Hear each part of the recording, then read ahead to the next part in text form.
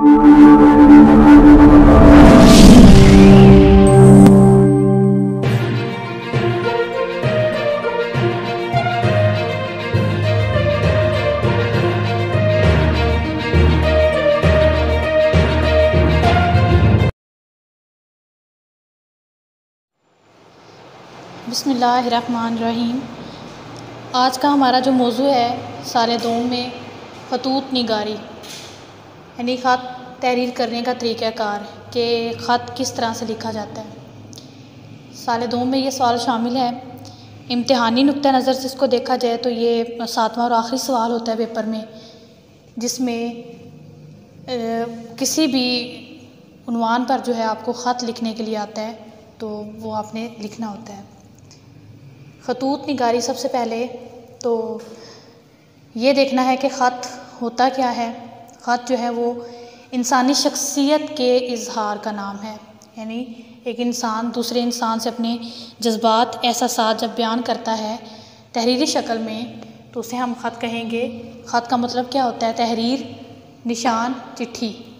चिट्ठी भी इसको कहा जाता है, निशान और तहरीर भी। यानी जब हम अपने जज्बात एहसासात के इजहार दूसरों के साथ तहरीरी शक्ल में करते हैं, उन दूसरों के हाल अहवाल जो हैं वो पूछते हैं, अपना बताते हैं, तो ये ख़त के ज़रिए इस तरह से किया जाता है।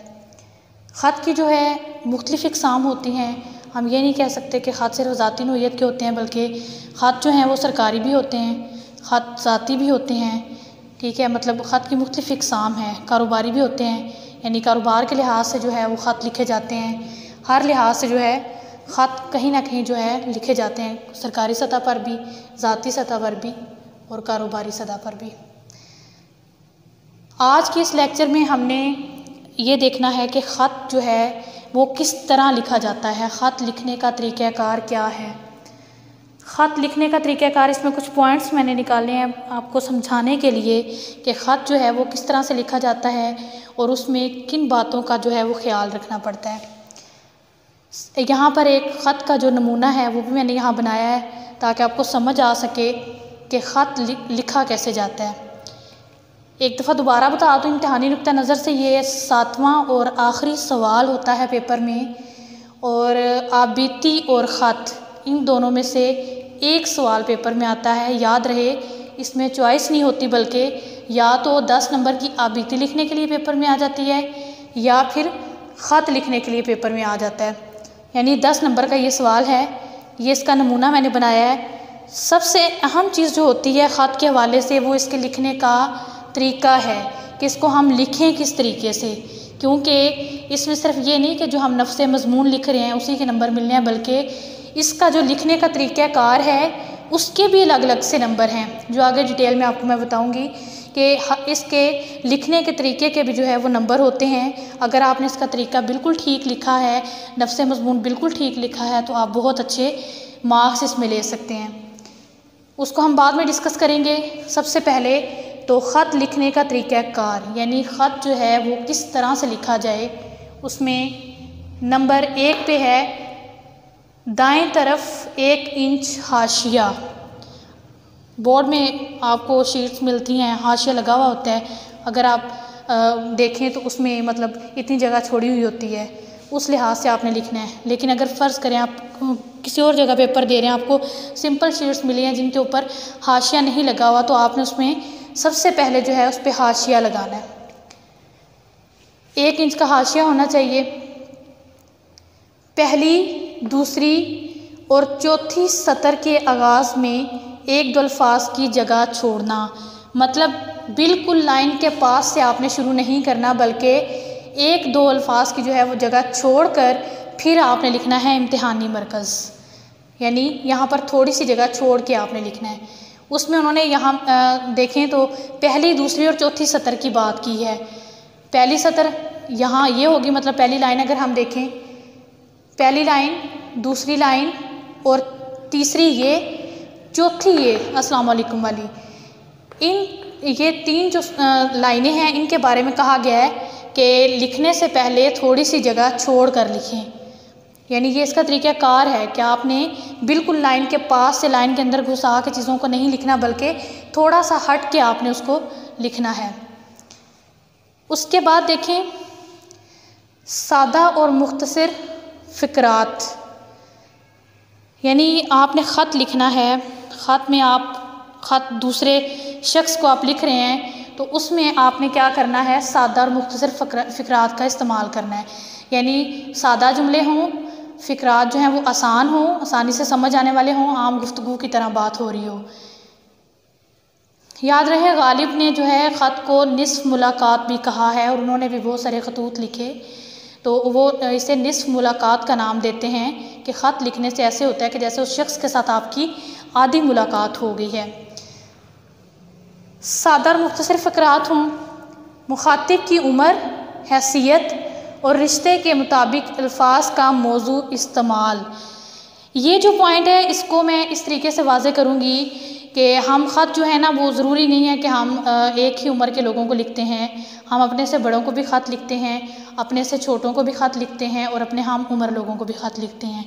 तो उसकी नोयत मुख्तलिफ होनी चाहिए। ये नहीं कि अगर आप जो है अपने हम उम्र अपने किसी दोस्त के नाम ख़त लिख रहे हैं, उसमें बेतकल्फ़ी का इजहार कर रहे हैं, तो आप बड़ों के सामने भी ऐसे ही ख़त लिखें। उसके लिए यहाँ पे मैंने कुछ पॉइंट्स बताए हैं अंदाज़े तख़ातुब में कि बड़े को ख़त जो है अगर आप लिख रहे हैं तो उसमें एहतराम और ताज़ीम होनी चाहिए। यानी इस चीज़ को आपने मद्देनज़र रखना है कि आपने एहतराम से बात करनी है, अदब व लिहाज रखना है। अगर आप हम उम्र को ख़त लिख रहे हैं तो उसमें बेतकल्फ़ी हो, यानी आप कह सकते हैं तुम्हारा, तुम, इस तरह के मतलब अल्फाज का इस्तेमाल जो है कर सकते हैं, यानी बेतकल्फ़ी के साथ हंसी मजाक भी हो सकता है, इस तरह की बातें जो हैं वो हो सकती हैं। अगर आप छोटे को ख़त लिख रहे हैं तो उसमें ज़ाहिर है वो बड़ों को ख़त लिखने की निस्बत उसकी नोयत जो है और होगी।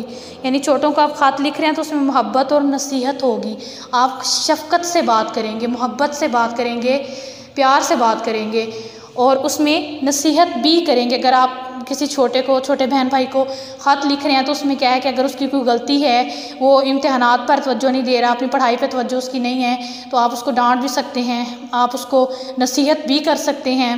ठीक है, तो ये मुख्तलिफ़ तरीक़ेकार होते हैं। ये आपको इसलिए पहले बता रही हूँ क्योंकि इस पॉइंट में यही चीज़ें हैं कि मुखातिब की उम्र, हैसियत और रिश्ते के मुताबिक अल्फाज का मौजू इस्तेमाल। आप बड़े को ख़त लिख रहे हैं तो उस लिहाज से अल्फाज का इस्तेमाल करें, यानी नहायत अदब के साथ, एहतराम के साथ। अगर आप अपने हम उम्र के नाम जो है ख़त लिख रहे हैं तो उस लिहाज से बेतकल्फ़ी हो सकती है। अगर आप छोटों के को ख़त लिख रहे हैं तो उसमें मोहब्बत, नसीहत जो है, शफ़क़त का पहलू होना चाहिए। ये पॉइंट था मुखातिब की उम्र, हैसियत के हवाले से। अगला पॉइंट देखें, इंसानी जज्बात व एहसासात, यानी इंसान अपने जज्बात, एहसासात का इजहार ख़त में कर सकता है। यानी अगर वो बहुत ज़्यादा खुश है, अपनी खुशी का इजहार कर सकता है। अगर वो बहुत ज़्यादा उदास है, गमज़दा है, तो उसकी वजह बता सकता है अपने किसी दोस्त को, बड़े को, कि मेरी ज़िंदगी में जो है वो ये परेशानी है या मैं इस लिहाज से बहुत ज़्यादा खुश हूँ। यानी अपने तमाम जज्बात और एहसासात का इजहार वो ख़त में कर सकता है। मवाद की पैराग्राफ में तकसीम, बच्चे क्या करते हैं कि ख़त लिखते हैं तो एक पेज से जहाँ से, और हमेशा नए सफ़े से शुरू करें ख़त को। ये नहीं कि एक सवाल आपने जो है वो ख़त्म किया है, जैसे मज़मून है, इससे पहले वाला सवाल जो है पेपर में मज़मून होता है, आपका मज़मून एक पेज के दरमियान में ख़त्म हुआ तो उसी के नीचे से आपने ख़त शुरू कर दिया। ये इंतहाई गलत तरीका है। ज़रूरी है कि ख़त के लिए आप नए सफ़े से आगाज़ करें और ख़त को उसमें जितना मवाद आप लिख रहे हैं, नफ्स मज़मून है, उसको पैराग्राफ की सूरत में लिखें।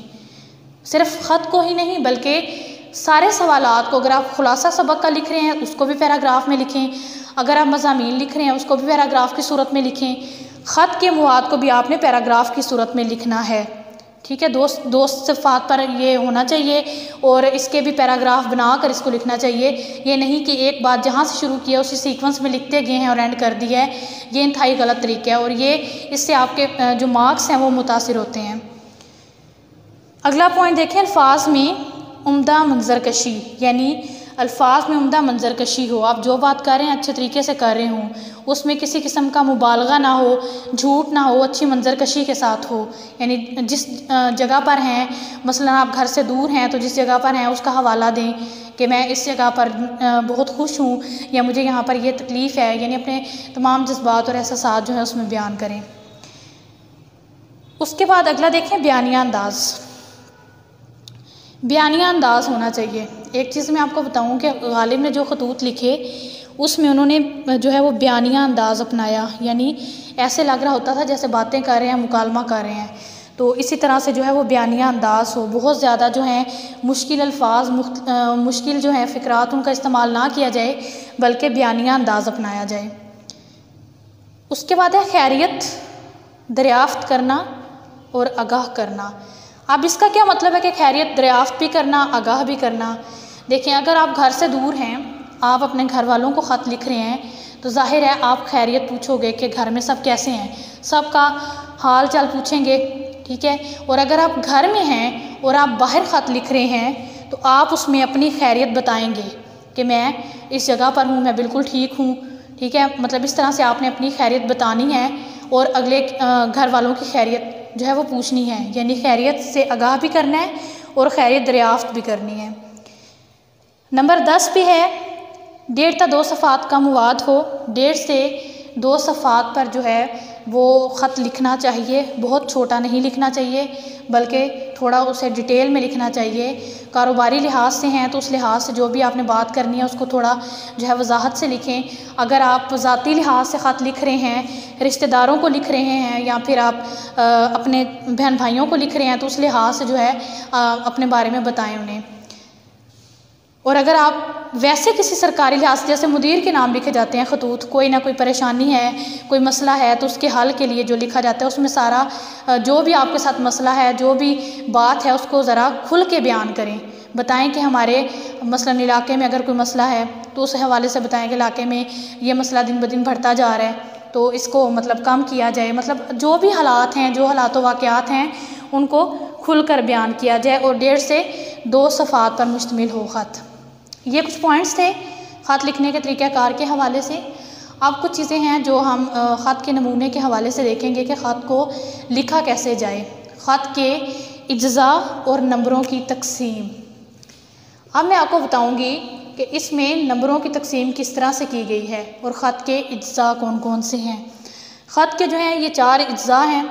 नंबर 1 है पेशानी, नंबर 2 है अलकाबो अदाब, नंबर 3 है नफ्स मज़मून और नंबर 4 है इख्तितामिया। ये वो इज्ज़ा हैं जिनको मद्देनज़र रख कर ख़त लिखा जाता है और ख़त का नमूना भी साथ इसी तरह आप समझते जाएं। पेशानी, ख़त तहरीर करने वाले का पता। पेशानी इस फ्रंट चीज़ को कहा जाता है, ये वाली ख़त तहरीर करने वाले का पता।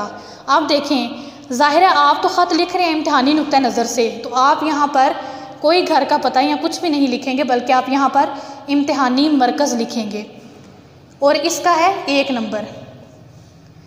उसके बाद देखें ख़त लिखने की तारीख़, उसी के नीचे वो मैंने आपको बता दिया, थोड़ी सी जगह छोड़ के आपने लिखना है। ख़त लिखने की जो तारीख़ है वो यूँ आपने लिखनी है, मतलब मसलन आज की लिखी है 9 जुलाई 2020, तो इस तरह से आपने तारीख़ जो है बिल्कुल इम्तिहानी मरकज़ के नीचे लिखनी है लफ्ज़ों और हिंसों में। इसके बाद है अलकाबो आदाब कि आपने किसी को मुखातिब कैसे करना है।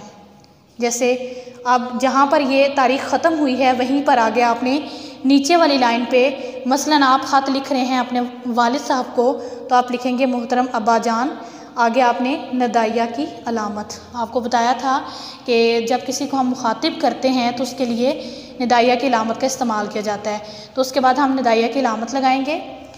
उम्र के मुताबिक कलमात वो अस्सलाम वालेकुम ही लिखा जाता है, चाहे आप बड़ों को ख़त लिख रहे हैं, चाहे आप छोटों को लिख रहे हैं या आप हम उम्र लोगों को लिख रहे हैं। उसके लिए बेहतर यह है कि आप लिखें अस्सलाम वालेकुम, जो कि चौथी लाइन में होगा और बिल्कुल इम्तिहानी मरकज़ और तारीख़ के जैसे वो लिखी गई है बिल्कुल वैसे ही लिखा जाएगा यहाँ नीचे अस्सलाम वालेकुम। उसके बाद निदाइया की अलामत। एक चीज़ याद रखें, कुछ बच्चे जो हैं वो अस्सलाम वालेकुम की लाइन से ही आगे शुरू कर देते हैं ख़त लिखना, तो अगर आप उसी लाइन पर शुरू कर देते हैं तो उसमें फिर ये अलामत निदाइया की नहीं आएगी बल्कि राब्ता की अलामत आएगी। अगर आप नीचे वाली लाइन से शुरू कर रहे हैं ख़त लिखना तो फिर अस्सलाम वालेकुम के बाद निदाइया की अलामत आएगी और नीचे से आप शुरू करेंगे। बेहतर ये होता है कि आप अस्सलाम वालेकुम लिखें, उसके बाद निदाइया की अलामत लगाएं और उससे नीचे वाली लाइन से आप शुरू करें। ये था पेशानी का, आपको बता दिया क्या होती है, किस तरीके से लिखा जाता है ख़त। अलकाब व अदाब का आपको पता चला। एक चीज़ नंबरों के हवाले से, 1 नंबर इम्तिहानी मरकज़ का, 1 नंबर तारीख़ का, हाफ जो है वो इसका अलकाब व अदाब का, ये 1 नंबर बन गया, आधा नंबर उसका और आधा नंबर अस्सलाम वालेकुम का। 3 नंबर ये हो गए। ऊपर से अगर आपका तरीक़ाकार ठीक है तो आपने, अगर ये बिल्कुल ठीक लिखा है तो ये नंबर आपके बिल्कुल कट नहीं सकते, बल्कि आपको ये पूरे दिए जाएंगे। उससे अगला पॉइंट अगर देखते हैं तो वो है नफ्स मज़मून या मतन। नफ्स मज़मून, इसमें आपने उन्वान के मुताबिक लिखना है कि आपको ख़त में पूछा क्या गया है, कि आपने किस हवाले से ख़त लिखना है। अगर आप अपने रिज़ल्ट के बारे में बताना चाहते हैं तो आपने फ़ोकस जो है वो रिज़ल्ट पे ही रखना है। अगर आप जो है वो बीमार पुरसी कर रहे हैं, किस बीमारी के हवाले से आप लिख रहे हैं तो आपने उस हवाले से लिखना है, यानी मौजू को सामने रखते हुए आपने लिखना है। नफ्स मज़मून में सबसे पहली चीज़ है तमहीद। तमहीद का मतलब होता है आगाज़, कि आप आगाज़ किस तरह से कर रहे हो। उसमें खैरियत पूछना, बताना, यानी हम ख़त ऐसे शुरू नहीं कर देते कि हमारा ये मसला है या मैं बहुत खुश हुई हूँ इस तरह से, बल्कि उसमें सबसे पहले जो है खैरियत पूछी जाती है और अपनी खैरियत बताई जाती है। ये एक तरीक़ाकार है कि जिसको इस्तेमाल करके आप ख़त लिखते हो कि खैरियत पूछे भी और खैरियत बताएं भी। असल मुद्दा या गर्ज़, असल बात क्या है, असल मकसद क्या है जिसके लिए आप ख़त लिख रहे हैं। ख़त तहरीर करने का मकसद, ख़त तहरीर करने का मकसद क्या है, आप क्या बताना चाह रहे हैं। ठीक है, अगर देखें मुदीर के नाम आप ख़त लिख रहे हैं, बेरोज़गारी के बारे में लिख रहे हैं, तो वो आपका जो फोकस होना चाहिए वो बेरोज़गारी पे ही होना चाहिए, कि आप असल मुद्दा बयान कर रहे हैं, असल मकसद बयान कर रहे हैं। तकमील मज़मून, आप जो लिख रहे हैं उसको मुकम्मल करना, मौजू अल्फाज में तकमील। सिर्फ ये नहीं कि ख़त लिखा है और उसको ऐसे ही ख़त्म कर दिया है, बल्कि आप जो है बड़ों को ख़त लिख रहे हैं तो दरख्वास्त करें कि हमारे लिए दुआ करें, हमारे अच्छे मुस्तकबिल के लिए। अगर आप छोटों को लिख रहे हैं तो आप उन्हें दुआएं दें, ठीक है, उन्हें ज़िंदगी में वो कामयाब हों, हमेशा जो है वो खुश रहें, दुआएं दें उन्हें, यानी अच्छा जो है वो आपने इसकी तकमील अच्छी करनी है मौजू अल्फाज में। अब ये वाला जो हिस्सा है नफ्स मज़मून वाला, ये है 6 नंबर का। ये 6 में से आपको नंबर दिए जाएंगे, यानी आपने अगर ये बिल्कुल ठीक लिखा है तो आपको इसमें से नंबर पूरे भी मिल सकते हैं, लेकिन ये कि अगर आपने बात बिल्कुल ठीक लिखी है और डिटेल में लिखी है। उसके बाद है इख्तितामिया, यानी ख़त्म करना बात को। इख्तितामिया कलमात जो हैं वो दुआ वगैरह, मुनासिब दुआया कलमात, यानी दुआओं के साथ अच्छा जो है वो आपने इख्तिताम करना है। ये नहीं कि आपने जो है ऐसे ही गर्ज़ लिखी, अपनी जो भी मकसद था ख़त तहरीर करने का वो लिखा और उसको एंड कर दिया, ऐसे नहीं, बल्कि आपने इख्तितामी कलमात जो हैं वो भी लिखने हैं और अच्छे इख्तितामी कलमात लिखने हैं जिसमें दुआया कलमात शामिल हो, यानी आप दुआएं दे रहे हैं या दरख्वास्त कर रहे हैं कि हमारे लिए भी दुआ करें। इसका है 1 नंबर। अब ये देखें कि ये है कि मार्क्स जो हैं वो किस तरह से आपको ख़त में मिलते हैं। सिर्फ ये नहीं कि आपने ख़त लिखा है, नफ्स मज़मून लिखा है तो आपको उसी में से 10 में से नंबर दे दिए जाएंगे, ऐसा नहीं होता, बल्कि आपके तरीक़ाकार के भी नंबर होते हैं। अब ये देखें 1 नंबर अगर आपने बिल्कुल ये ठीक लिखा है तो यहाँ से भी मिल जाएगा 1 नंबर इसका, आधा नंबर इन दोनों का, 1 नंबर यहाँ से, 3 नंबर ये हो गए। अगर आपने ये वस्सलाम आपका ताबे फरमा अलिफ बे जीम, 1 नंबर यहाँ से, यानी 4 नंबर सिर्फ तरीक़ाकार के हैं। एक चीज़ याद रखें कि वस्सलाम लिखने के बाद आपने जो है वो अलिफ बे जीम लिखना है, अपना नाम वगैरह नहीं लिखना, सिर्फ अलिफ बे जीम लिख देना है यहाँ पे। तो 4 नंबर ये हो गए सिर्फ तरीक़ाकार के, तरीक़ा क्या है। बाकी 6 नंबर है ये नफ्स मज़मून, यहाँ से आपको 6 में से नंबर दिए जाएंगे। जितना अच्छा लिखेंगे उतने अच्छे जो हैं वो नंबर आपको दिए जाएंगे। बाज़ बच्चे जो हैं वो ये समझते हैं कि ख़त जो है बस ठीक है, एक हमें जो है उन्वान दिया गया है कि उस पर ख़त लिखें तो हमने उस पर ख़त लिख दिया, बस हमने उसको उसमें जो हमारे जहन में आया वो लिख दिया, इसी में से 10 में से नंबर मिल जाएंगे। लेकिन वो ये भूल जाते हैं कि आपको नंबर जो है ये तरीक़ाकार के भी मिलने होते हैं। उसमें सबसे अहम चीज़ जो है वो रमूज़ औकाफ का जो है वो ख्याल रखें कि इसमें अलामतें जो इस्तेमाल हो रही हैं वो लाजमी लगाएं। ठीक है, जैसे यहाँ पे नदाइया की अलामत है, यहाँ पे नदाइया की अलामत है, तो ये अलामतें जो हैं ये बहुत ज़रूरी होती हैं। तो ये ख़त का एक नमूना मैंने बनाकर आपको समझाया कि ख़त किस तरह से लिखा जाता है। आखिरी सवाल होता है पेपर में, यानी 7वां और आखिरी सवाल आबिती और ख़त, इन दोनों में चॉइस नहीं होती, बल्कि ये दोनों जो सवाल हैं इनमें से एक सवाल पेपर में आता है, या तो आबिती आ जाती है या फिर ख़त आ जाता है। और नंबरों की तकसीम आपको बता दी गई कि इस तरह से नंबर जो है ये दिए जाएंगे। उम्मीद है कि आपको आज ये तरीक़ाकार समझ आ गया होगा। खुदा हाफिज़।